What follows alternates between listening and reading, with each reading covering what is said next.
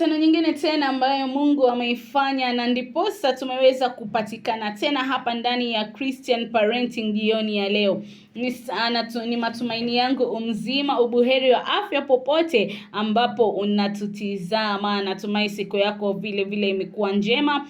Basi niseme karibu tena ndani ya Christian Parenting jioni ya leo. Naitwa Frida Mwashigadi. Basi niko na mgeni wetu hapa ndani ya studio zetu.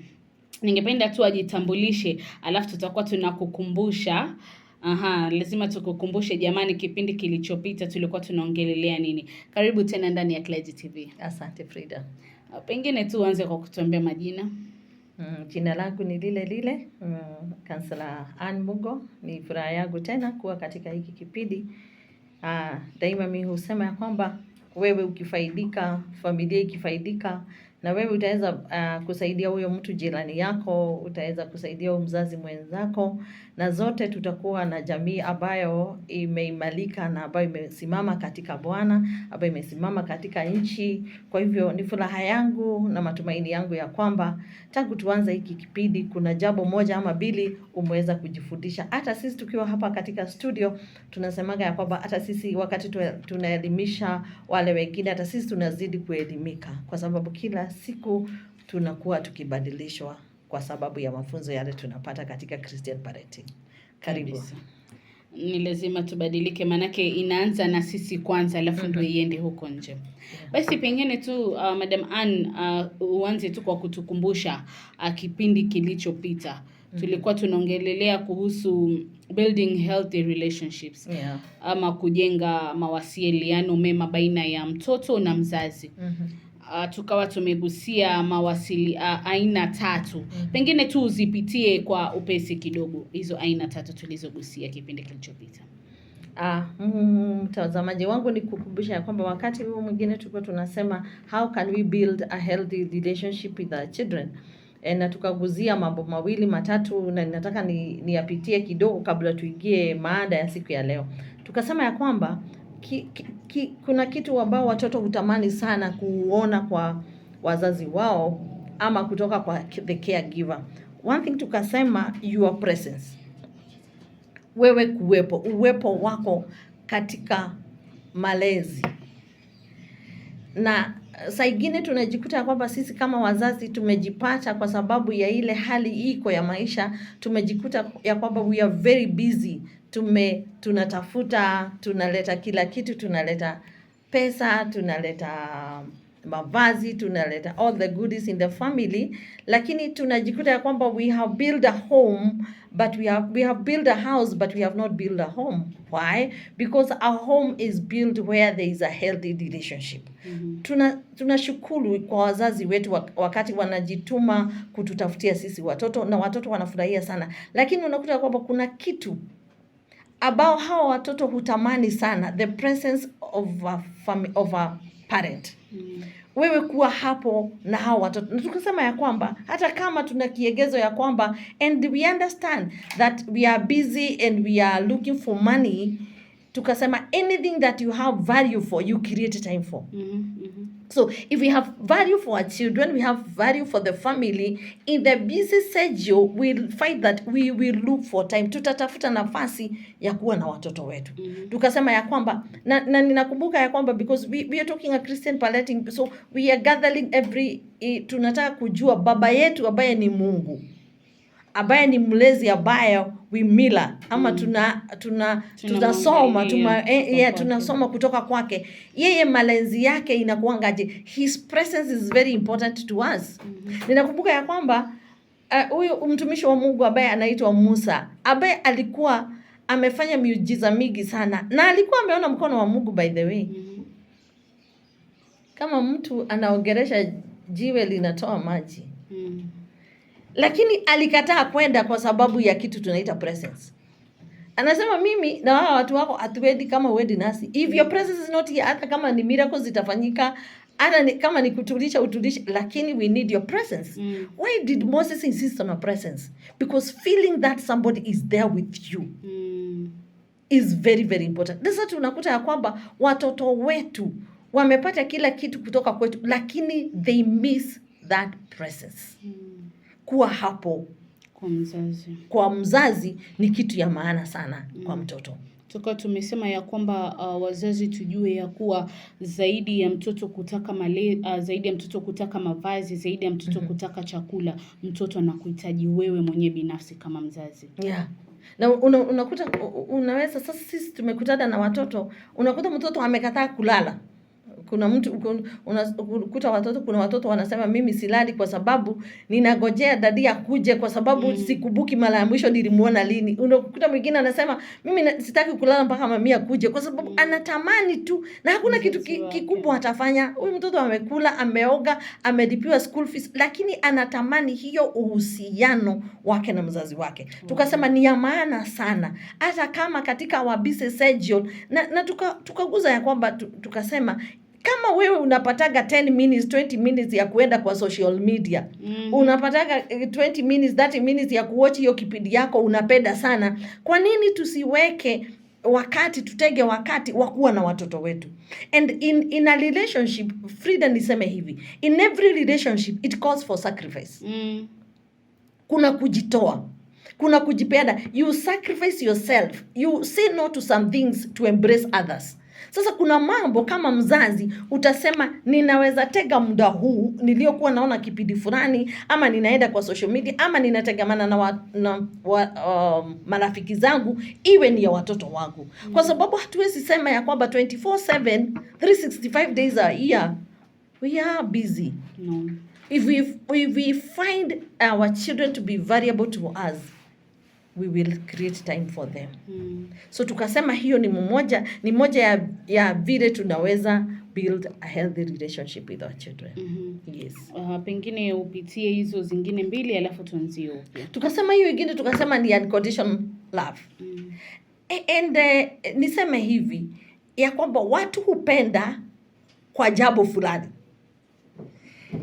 lakini katika relationship yetu na watoto tunasema it's unconditional love, meaning hakuna kile umeweka utapenda mtoto wako kama ako namna hii.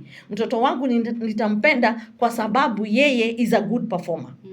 Mtoto wangu nitampenda kama atakuwa disciplined. Nitapenda mtoto wangu kama ako hivi. Nitapenda mtoto wangu kama ako healthy. Unconditional love ni kama ile Mungu ametupenda nayo. Mapenzi yasiyokuwa na kiwango. Haina kiwango, haina requirement. Haujaweka requirement ya kupenda mtoto. Kama vile Mungu ametupenda, hata kama tuko kwa dhambi zetu, Mungu bado alitupenda. Biblia inasema he loved us while we were still sinners. Kwa hivyo wazazi, tukikuja hapa sasa, ndio tunajiuliza ya kwamba mtoto hata akifanya makosa, unakumbuka tukisema wacha mtoto hata akiwa nje ajue ya kwamba when I get home my parents will still love me the way I am. Na tukachukua mfano tukasema this is what gave the prodigal son the confidence. Hata kama nimekosea baba yangu, hata kama nimetumia pesa yake vibaya, lakini ninajua mimi nikirudi kwa baba yangu ule upendo ugali huko. Wacha watoto wajue we can never exhaust the love of our parents. Wow. Hiyo ni kitu ya maana sana, kwa sababu saa ingine tunakuta ya kwamba watoto wamekiuka mipaka, wameenda nje, lakini when they contemplate coming back to their parents, wanajiuliza sasa nikipenda kurudi, lakini wazazi wangu watanikubali? Naona afadhali vile hapa nimefanya niendelee tu na hapa, manake nyumbani sitaweza kutoshea. Yeah. Yaani ni kama nafasi yangu haiko tena ndani ya hiyo familia. Na niguzie hapa niseme sana unaona watoto wetu wa kike, wasichana, utakuta ya kwamba msichana tu kwa sababu of their age and failing to make good decisions, pengine tuseme ameenda amejikuta amekiuka mipaka na amelala nje siku moja. Sasa anataka kurudi kwa sababu hakuwa ameamua yeye pengine aingie kwa doa, kwa sababu kuna mambo anakuta ya kwamba sijajitayarisha vizuri, lakini kwa sababu anaogopa kurudi kwa wazazi wake kwa sababu alimake mistake ya kula nje siku moja, anaamua sasa afadhali nikae na huyu mtu kwa sababu nikirudi wazazi wako hawatanipokea, hawatanisamehe. Sasa unakuta ya kwamba pengine hata huyu mtoto wa kike ataingia kwa doa isivyo mzuri kwa sababu anaogopa. mimi nikirudi nitaanzia mzazi wangu aje, atawahi nisamehe, atanipenda tena. Lakini wacha watoto wetu wajue ya kwamba they can never exhaust our love. Wow. Na hakuna ile majukumu tumewawekea, nitakupenda kama utakuwa hivi. Tukasema upendo wa wazazi, unconditional love, ni ya muhimu sana. Wow. Yeah. Atumalizie ya tatu. Ya tatu tukasema ya kwamba kama kuna kitu watoto inawaumiza ni ile kukompea watoto na wengine. Kwa nini Frida wewe si kama Ann? Kwa nini wewe huwezi? Sasa unaona ya kwamba watoto wanaona ya kwamba they are not appreciated the way they are. Yani vile wewe uko, mimi ninataka ufanane na fulani na fulani. Lakini tukakuta ya kwamba katika Biblia tumeona watoto wamezaliwa, na nikapeana mfano hapa nikasema, ukiangalia watoto wa Rebecca na Isaac walikuwa mapacha, lakini hawafanani kwa anyway. Lakini unakuta ya kwamba wazazi sasa tunataka kukompea. Kwa nini wewe hupiti mahesabu na dada yako anapita? Kwa nini wewe ufanyi vizuri kwa class na ndugu yako anafanya? Lakini tujue ya kwamba to embrace our children the way they are. What we can do better is to help them in the way they are, not to compare them.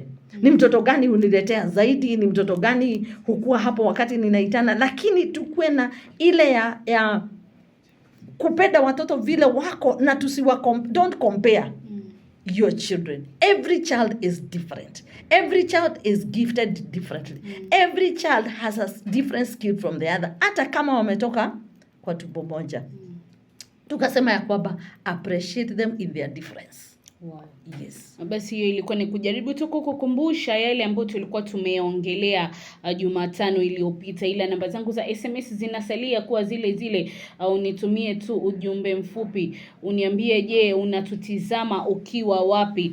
Pengine una swali lolote unataka lisaidiwe kujibiwa, ama kuna kitu ambacho ungependa kulileta kusudi tukaweze kujadili. Basi namba yangu ya SMS inasalia kuwa ile ile, ila sasa siku ya leo nilikuwa nataka tuendelee katika aina za kujenga uhusiano bora baina ya watoto na wazazi wao, tukianzia aina ya 4.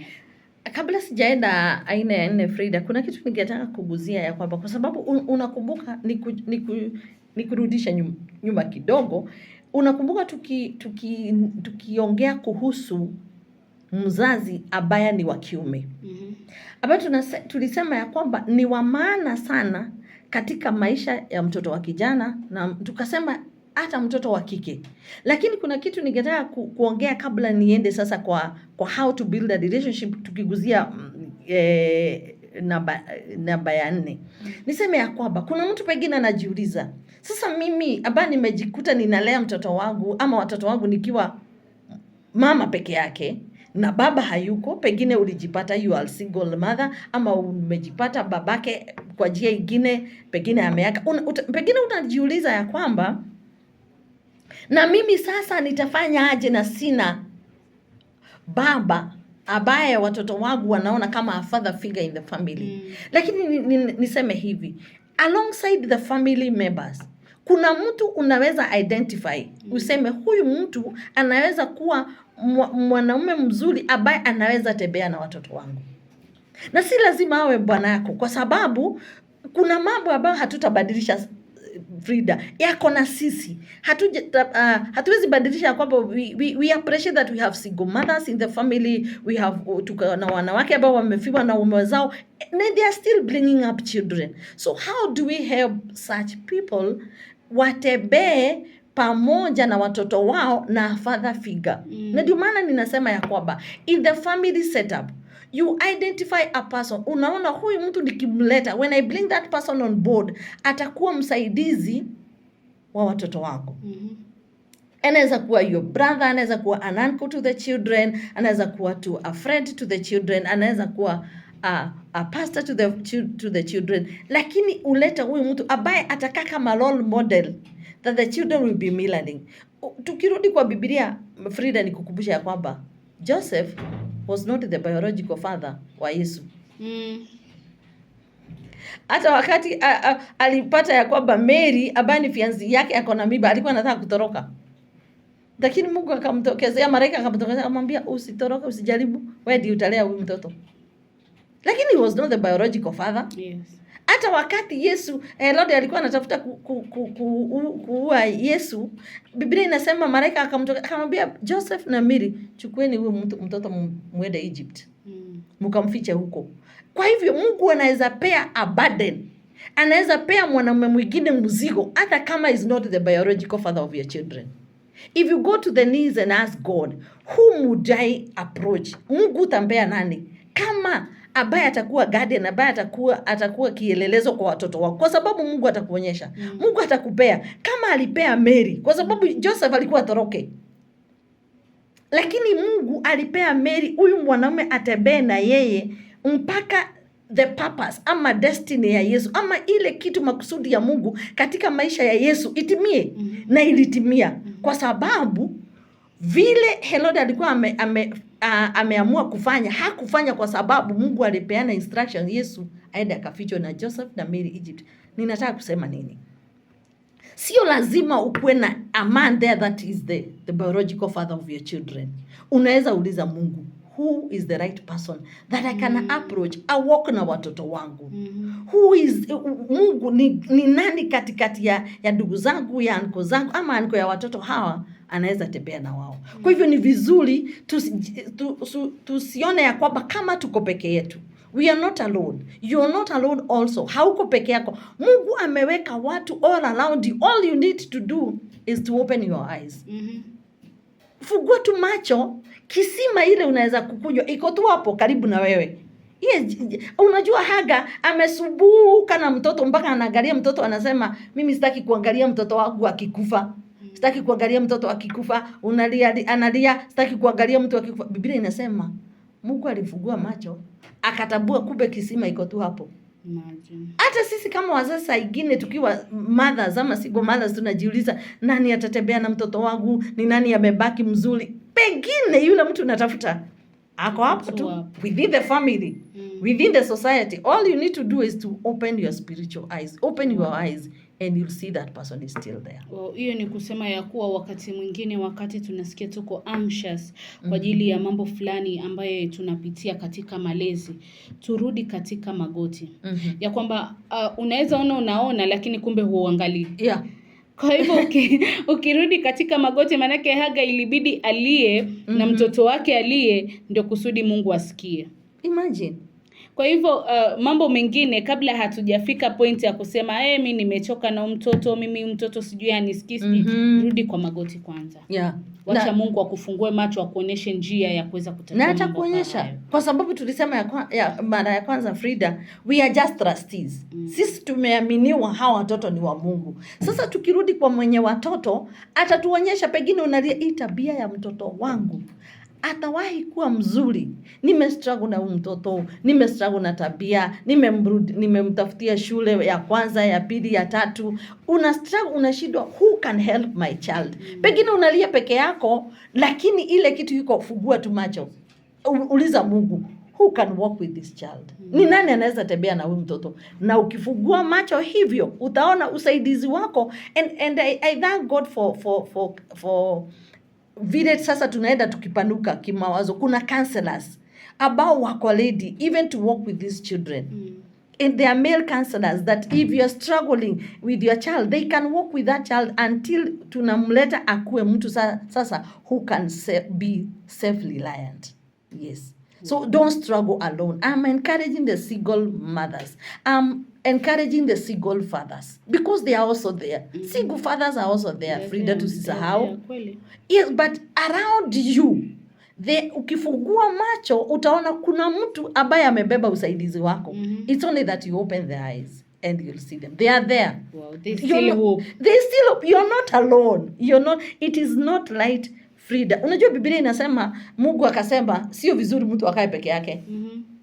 It's not necessarily in marriage, but even in this life, in this struggle, sio vizuri ustruggle na watoto wako ukiwa peke yako. No, there are people there that God has placed around you that are your help. Wow. Yes. Okay. Tukiwa tumemalizia hiyo, pengine sasa tuende katika aina ya 4 katika kujenga mawasiliano mema baina ya mtoto na mzazi. Wacha niguzie kitu kingine inaitwa, sijui niseme nini na Kiswahili, lakini there is something that we call autonomy. Autonomy ni ile hali ya kuachilia mtoto to be. It's like freedom, but freedom that is guarded and freedom that has boundaries. Unaona ya kwamba we always say that force creates resistance. Wakati una force kitu kwa maisha, ama sasa ukijaribu kuforce, tuseme kama hii kitu ilikuwa hii nip sasa ya ball pen, ninajaribu kuigiza hapa, kama this is bigger than this one and I force it, any of this will break. So sometimes when we bring force into our relationship with our children, we break the relationship other than building. But when we bring autonomy, autonomy helps in building trust. Yani, and brings influence. You know, a parent, in other words, we can say that is a leader, is a figure we are looking up to show us the way. So when you allow the children to be who they are, to think independently, to reason independently, to argue independently, you are allowing autonomy, but it is guarded. Meaning that you allow them to think, you allow them to reason, you allow them to be themselves, but you are keen. Kuna siku nimekuwa nikifikiria hii jambo na nikajiuliza, hao watu unakuta ya kwamba wameingia kwa mafundisho ya kiugu. How did they get here? Ya kwamba mtu pengine atajiitanisha na Mungu na akwambie ukule nyasi ili muujiza wako utendeke, na he does not allow you to use your mind. Ilianza wapi? Nikaanza kujiuliza, inaweza kuwa ilianza utotoni. Huyu mtu akiwa mtoto, hakuna wakati mzazi wake alimruhusu bring his own ideas or his own opinions. Alikuwa namuliwa tu, kila kitu anafanywa maamuzi. Kila kitu umefanywa maamuzi, wewe huna room ya to think. Na sasa nikaona ya kwamba is it time that we interrogate the upbringing hii kitu, because Frida, for you to see a fruit, kuna begu ilipandwa kabisa. Ili ukule matunda ya mti, kuna begu ilipandwa. Sasa nilikuwa najiuliza nikiangalia all these things that are happening. Ati niliambiwa na pastor wangu ati nifanye hivi ili nipokee muujiza. Na mind yako haikwambii uliza swali kwa nini? Na mimi ninaona hivi tofauti. Na tukifanya hivi ni kuonyesha kwamba kuna hiyo foundation ambayo iliwekwa, it was shaky somehow. Hao watoto ni wale hawakuruhusiwa, your opinion doesn't matter.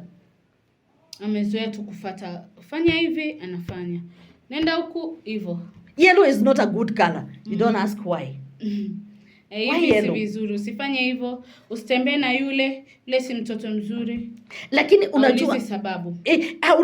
Na unajua ama tuseme hivi. Unaona hata wakati sasa pengine wamefika the young adolescents. Especially the teenagers and the adolescents. They have a tendency of being very inquisitive. Hao watoto huuliza maswali, lakini unakuta ya kwamba sisi wazazi tuna feel challenged. We don't respond positively. Wewe unafikiria ya kwamba huyu mtoto sasa amefika mahali ya kuni challenge. Unaichukulia katika negative way. Unaichukulia ina negative maana, badala ya kuuliza na kwa nini umeona hivyo? Hebu nikuulize, ukifika hapa ulikuwa unafikiria nini? Mtoto anaweza kukuuliza, tuseme for example, aulize mzazi, ni lazima tuhamie estate fulani. Sasa badala ya mzazi amuulize, si mimi ndiye mzazi na mimi ninalipa nyumba, wewe una maswali. Pengine huyu mtoto kuna kitu angekwambia, mimi baba ama mama, tukiwa shule ninasikiaga watu wakisema habari ya hii na hii. Ungempatia nafasi, kuna kitu ungesoma kwake. Lakini sasa sisi wazazi wengi wetu, nikiwa mmoja wenu, tunaonaga we are being challenged by these children. Other than responding with love and with tuseme hata Mungu wenyewe ndiye baba yetu anasema come and let us reason together. Kabisa. It's not that we go to challenge God. He's our father.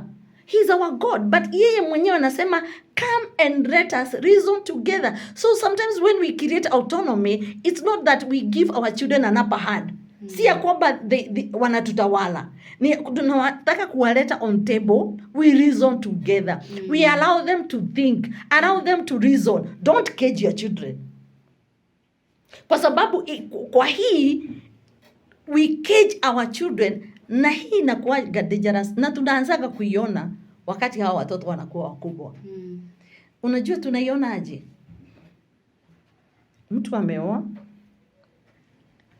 ama ameolewa, lakini ukitaka kujua ya kwamba there was a problem in the upbringing when it comes to autonomy, atakuuliza kila kitu akitaka kufanya, na ukimpinga hakatai. Wakati mwingine labda anakuja na kitu ambacho ni kizuri cha kumsaidia yeye mwenyewe, lakini manake mzazi wake amezoea kumwamulia. Akienda mbele ya mzazi akimwambia usifanye hivi kwa saizi, subiri. Hata kama nilikuwa ni kitu kema, mtoto anawacha. Sasa unaona, we become controlling. Wazazi tunakuwa controlling, na sasa inakuwa extended in the family. Na sasa Frida, tuseme hivi, you will realize that supposing, wacha tuende gia ingine. Supposing these two wapatane watu wawili. Huyu ametoka kwa family that they grew where the parents used to allow autonomy. Ufikirie, you bring your ideas, we challenge, we argue, mpaka to come to a conclusion. Huyo ni mmoja. Na huyu kijana naye ametoka kwa family that did not allow autonomy. Sasa huyu kuna wale wa kuuliza mzazi, tununue gari, tujenge. Na huyu naye ni wawile kusema anataka vitu ziletwe kwa meza wajadiliane. Sasa unaona tunaanza kuleta conflict. Tuko bali sasa sisi, lakini tunaleta conflict kwa nyumba without our knowledge. Why? Kwa sababu wakati watoto wetu walikuwa wanakuwa, we did not allow them to have autonomy. We do not allow them to have freedom of deciding, of owning up to their ideas. Bring up your idea. Leta idea yako kwa meza. Wacha tuijadili. And you know what? Frida, that is how children build trust with their parents. Na pia hiyo ni njia mojawapo ya kusaidia watoto kukua. Manake kwanza mtoto atakuwa ni yule mtoto ambaye anataka kuwa akileta vitu, yani aende afikirie idea za kuja yaweke juu ya meza ndio kusudi mjadiliane. Lakini wakati umefungia mtoto katika njia ambayo wewe ndo unaamua kila kitu cha kufanya, huyo mtoto akili zake pezi na kwa zifikirie. Anaishi katika njia ya kutosheka, like sasa si mzazi wangu atanielezea hapa nitafanya nini, si mzazi wangu ataniambia hapa nitaendelea vipi. Yani yeye anakuwa ni mtoto ambaye hana ideas, hana visions, hana goals za maisha. Decision making is poor. Sasa this is where you realize that these are the children that will never decide anything. Wanagojea tu decide. Na tukasema, unakumbuka wakati tulikuwa tunaguzia hapa kidogo, tukasema unakuta huyu mtoto kwa sababu ana thread na how the world is going. You know the world is going very fast. Sasa huyu mtoto amekibizana na dunia vile inaenda. Pengine ameangalia akaona sawa, wazazi wangu walifanya hii career, baba yangu na mama yangu, lakini whatever is trending now, whatever is helping young people to make money is this course. Sasa anaileta, anasema mimi hata kama mlifanya hivi na mngependa niwe kama nyinyi, pengine mngetaka ni choose hii career kama hii, lakini mimi kulingana na vile ninaona dunia inaenda, by this year hii ndio itakuwa ikifanya. Kwa sababu we are now global. Atakwambia mzazi wake, mimi nitakuwa tu nimekaa tu kwa meza ninafanya vitu zangu and I make money and make my life. Lakini unakuta kwamba when we are not allow our children to be autonomous, we will force our ideas into them. So what happens? Trust is broken. Trust is broken, and now when it is broken, we have created a wall between us and our children. And anytime they try to access you know what our children do? They make it very difficult for you to access them, to access their emotions, to access their feelings, to access their ideas, so they keep to themselves. when they realize that the ideas are never given an opportunity to be expressed, when they realize that mawazo yao haina nafasi kwenu, vile wangependa na wangefikiria. Unajua ni vizuri uacha ikuje, uichabue, umuonyeshe ubaya wa hiyo ama uzuri wa hiyo, lakini when you broke it at the mention of it, sasa hiyo ni nini unaleta? Ni nini unaongea kama mtu ambaye hajasoma? Wewe unafikiriaga aje? Sasa unaona that language, it puts the child off. But I wish as parents we could allow that child to bring the idea on board. Let's discuss it. Wakati mwingine Madam Annie inasababisha kuwa mtoto akiwa anataka kufanya kitu anaona mimi wazazi wangu siwezi wajulisha, manake nikisema nyumbani hakuna kitu nitaweza kuruhusiwa nifanye. Kwa hivyo hii mimi nimeona nifanye hii, yeye anajiamulia mwenyewe kwa akili zake, anaamua afanye. Yes. Matokeo yanakuja baadaye. Sasa ukiona matokeo it will be too late. Matokeo yanakuja baadaye. Yes, I wish ungeileta kitabu. Sasa unasikia sisi wazazi tukiuliza kwa nini hukuniambia? Lakini unasikia wanasema mimi nilijua utanipinga. Mtoto anakuambia sasa ningekuambia mwanzo ungenisikiza. Yaani kabla hujanipinga ungenisikiza kwanza. Ndio kusudi hata kabla hujanipinga ungenisikiza. Sometimes we do it.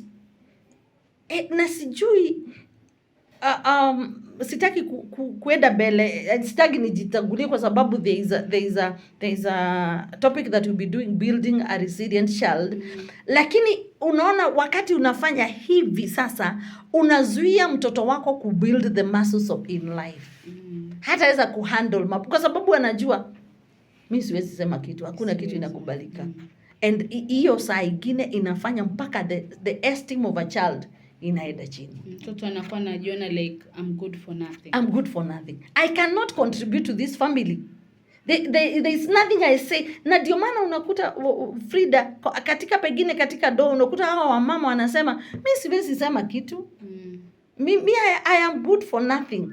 Mimi siwezi sema kitu, hakuna kitu inakubalika. So yeye anajikubali, yani anajiona hivyo. Anakubaliana. Paka akiketi na wenzake wakati watu wana contribute ideas, yeye haezi sema chochote. Manake amezoea hiyo maisha yake. Amezoea, hakuna idea yake ukubalika. Sasa even in the peers, alongside in the midst of the peers, huyu mtoto ha contribute because amezoea to be reprimanded at home, feelings inakuwa repressed. Amekuwa mtoto wa kuwa silenced. Na unajua mimi nilikuwa nafikiria huyu mtu anaitwa nani? Anaitwa The Bride Bartimaeus. Huyo mtoto, huyo mzee hata kama alikuwa bride, alikuwa anajua kuongea. Anajaribu kunyamazishwa, anasema mwezi ninyamazisha. I have a point. I am blind. Nyinyi mnaniambia ninyamaze kwa sababu nyinyi mnaona. I can't see. I need help. So I will shout.